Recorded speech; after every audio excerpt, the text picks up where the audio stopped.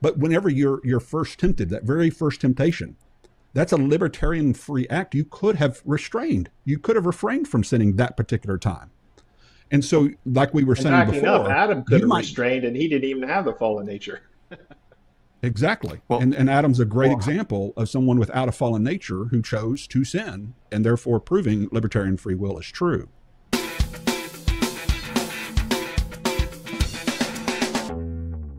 Yeah, so the statement of faith, and you guys talk about a nature inclined towards sin. So if we're going to talk about basically the state or the condition that we are born into in the line of Adam, I can just read it. We affirm because of the fall of Adam, every person inherits a nature and environment inclined towards sin. And this is a key phrase here. Every person who is capable of moral action will sin. Each person's sin alone brings the wrath of a holy God, broken fellowship with him, ever worsening selfishness, destruction, death, and condemnation, eternity in hell. So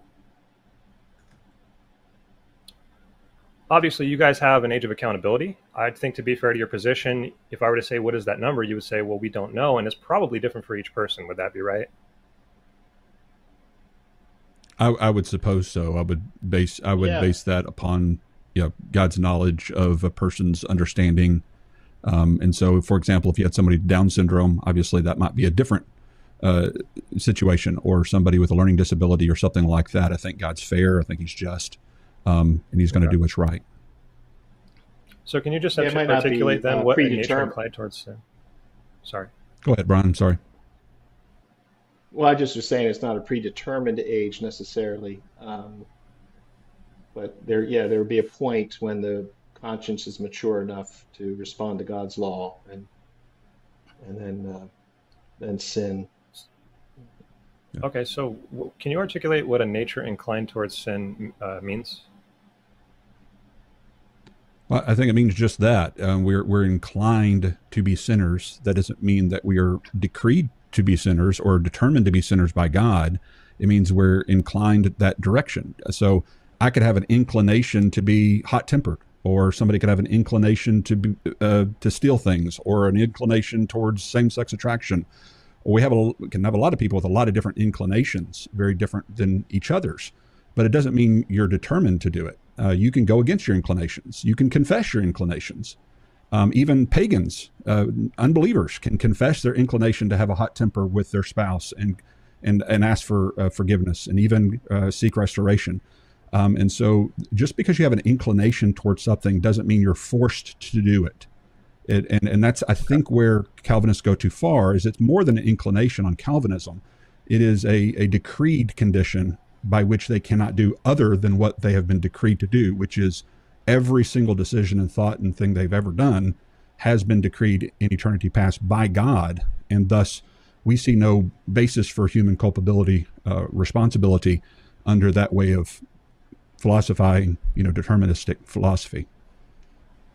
Okay, I would we can go a step further. I would go a step further than Leighton, and Leighton and I know he knows that we don't agree on everything. But just for the sake of concession, I would say I agree with Leighton that the person is born with the ability to say no to certain sins that he might be tempted to do, but he is not. There is an inability in the sense that it's a downhill slide, and he will eventually sin. God, Romans 11:32, God will commit him to disobedience because of that nature going in that direction. But then God will also have mercy on all. So he will give the opportunity for that same will, which was free to say no for a while, but eventually sinned.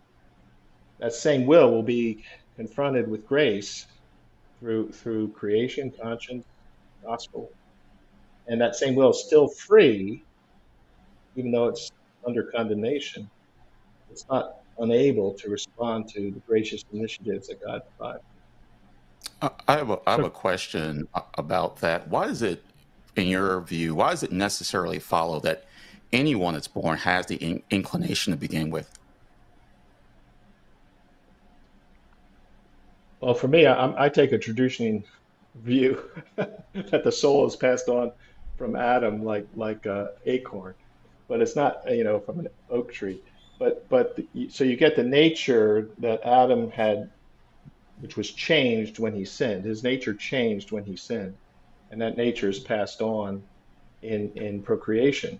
But the guilt is not passed on, and the nature that Adam received when he sinned was not unable.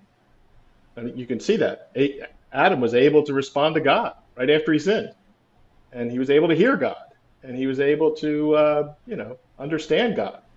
So this idea that the spiritual death that took place at that moment in Adam's life, produced an inability in him and his posterity.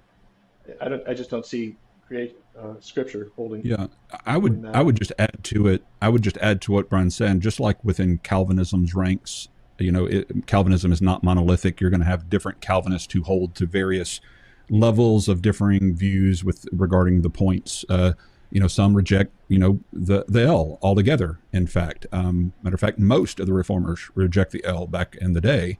And so, to your question from earlier, but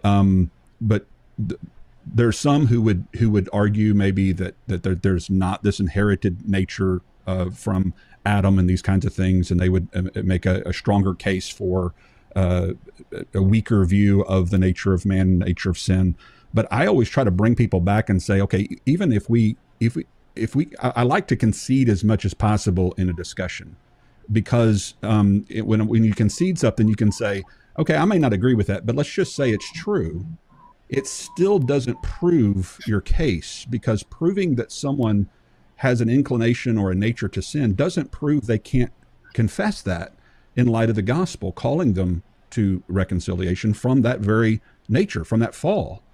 And so that's what I always try to point Calvinists to, that some of those, especially traditional Southern Baptists, are very much in line with a lot of what Calvinists say with regard to the nature of sin and the inherited guilt. I know some provisionists that hold to inherited guilt. I held to inherited guilt for the first 3 or 4 years of my broadcast, because I hadn't really questioned it, never did really question it until later. And so you don't have to give up that concept of inherited guilt even to be a provisionist. I have, because I've been convinced that that's not what the Bible teaches. But at the same time, even if we were to concede there's an inherited guilt and nature of sin and all those kinds of things, it still doesn't prove the inability concept of the T, which is the idea that we can't respond positively even to God's gracious appeals to be reconciled from that fall. And so that's our major point of contention. And I think it has to really drill in on that versus some of the more superfluous matters. Okay, a follow-up question. In your view, it necessarily follows that someone with this as an inclination to sin will most definitely sin. Is that correct? Is that a fair representation of your view? Yeah, all have sinned and fall short of the glory of God. There might be some philosophical Romans differences. 11:32. Yeah. Go ahead, Brian. So you said Romans 11:32. Except for those that die before the age of moral ability. I actually want to come back to that, but I do want to. But you also hold to libertarian free will, and can you define that for everyone so we make sure? I like to define the term so we make sure we're talking about the same thing. It's often referred to as a contra causal ability to do otherwise. There's also, some of the philosophers have added in that there might be a situation in which something can be, referred to as, not necessarily the contra causal ability to do otherwise, and more of a source libertarianism, meaning the source of your choice is from you, not from something external to you. And so that definition, I think, gets better to the heart of things, because I'm not making a decision because God decreed for me to make a decision. My choice is mine, and therefore I am the first cause of my moral decisions. And so that kind of gets to the philosophical side of it. Now, is there mystery associated with that? Of course. Obviously, there's mystery associated with God's first cause choices. I mean, when did God choose to save you or not save you? Could he have not saved you instead of saving you? Could he have not created instead of create. There's mysteries involved with that. And I think there's some level of mystery with regard to how we make our choices. But I think it's ours and not God's when it comes to what we're held morally accountable for. So if I may add to, just, go if I ahead. may add to Leighton's definition, if you don't mind, and to bring scripture into this, because I think anything that's going to be profitable in our discussion tonight should be tied to scripture somehow. I like the definition that I kind of see in 1 Corinthians chapter 7, verse 37. And that is, it's not related to salvation, but let me just read it here. Nevertheless, he who stands steadfast in his heart, having no necessity, but has power over his own will, and has so determined in his heart to do the decision of that context. I like the wording there, that he has power over his own will, he's making a determination in his own heart, and that idea of no necessity, there's no precondition that's forcing him to make this decision. But you just said we have a nature inclined towards sin that will surely sin. So, how does that square with what you just said? So let me address that.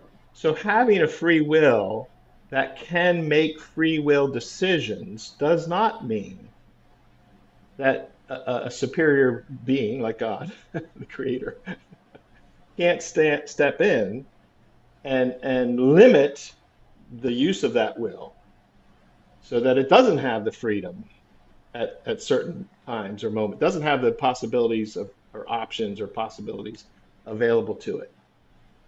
So you have a free will that's not free, in a sense, to do a certain thing, but it's still free to do other certain things that are possible. So I don't know if that helps at all. So it's not libertarian free will to do anything. So God is creating us in a condition whereby we will certainly sin one day, correct? Yes. Mm-hmm. So if it's a sure thing, oh yeah, freely, just like we would say everybody's not acting freely. Like freely. When you read that verse, nobody's freely. going to disagree. Right, nobody's going to disagree with the verse you read because we act on our desires and we're freely doing stuff. But if God is creating us in a condition whereby we will certainly sin, again, I'm trying to ask this from a general standpoint. I know we're Calvinists, but we're trying to keep it not about that. Why am I responsible for my first sure sin if it's inevitable? Because you could have done otherwise. You could have done otherwise. And this is the analogy I used before. Yeah, you did it freely. You did it not compatibilistically freely, but libertarianly freely. You could have done otherwise. The source of it was you.